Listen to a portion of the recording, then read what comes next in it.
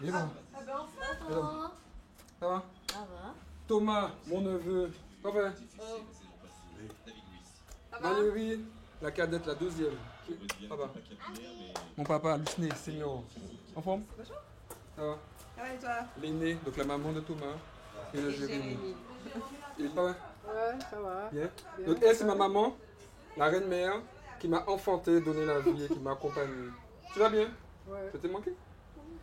Hein? Pas vraiment. Elle commence à découvrir que je suis prêtre. Donc je dois quitter la maison.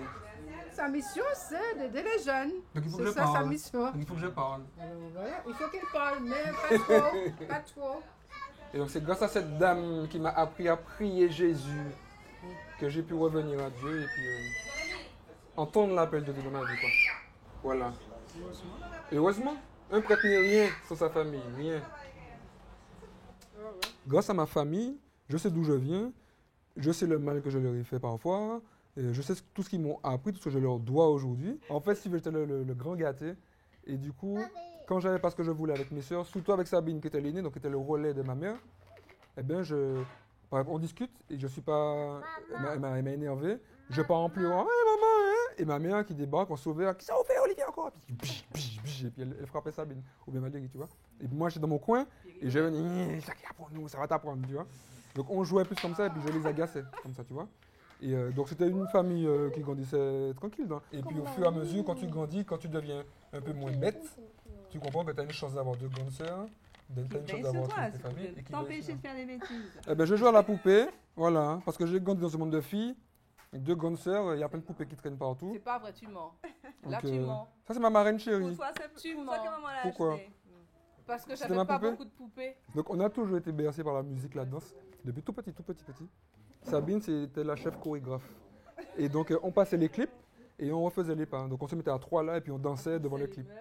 Et il y a une époque collège avec Valérie, on passait des CD et donc on chantait comme des malades dans la maison. Elles ont vu leur petit frère devenir prêtre, donc quand elles se préparaient. Donc elles avaient une image du prêtre, mais là elles voient un prêtre qui est en train de naître parmi elles, quoi. Et donc forcément j'imagine, ça a cassé les clichés qu'elles avaient du prêtre. Ce sera un prêtre qui sera... Qui peut-être... Ouais. Ouais, comme dit ma sœur Che Guevara. Quand on regarde effectivement la génération des prêtres qu'on a connus, et puis le petit jeune qui arrive avec son langage très jeune. Puis foufou que c'était. On s'est dit, waouh, mais les gens vont pas adhérer, et tout ça, c'est pas possible. Enfin, c'est un voyou, hein. Donc, J'étais pas voyou. c'est pas un voyou, c'est un gentil Je voyou. traînais avec mais... des voyous. C'est Ouais. pas la même chose. Mais bon, non, moi j'imaginais avec, voilà. Surtout qu'il était fiancé, donc du coup, moi, pour moi, ouais, il serait marié, peut-être père 2, 3, 5 enfants, peut-être. Mais quand on l'écoute, moi j'ai eu l'occasion de l'entendre prêcher, hein. Et c'est magnifique parce que même pendant l'homélie, on l'écoute du début à la fin. Et ça touche énormément les cœurs des gens. Franchement, moi, quand je vais le voir, c'est... Oh, il va pleurer. Non, c'est bien.